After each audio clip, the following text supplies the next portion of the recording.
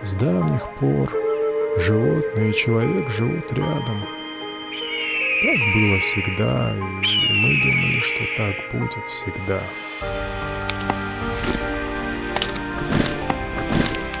Но беда в том, что человеку всегда мало.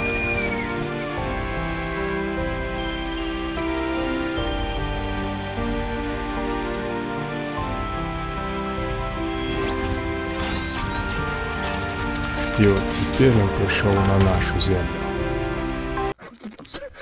Меня назвать крысой, вором.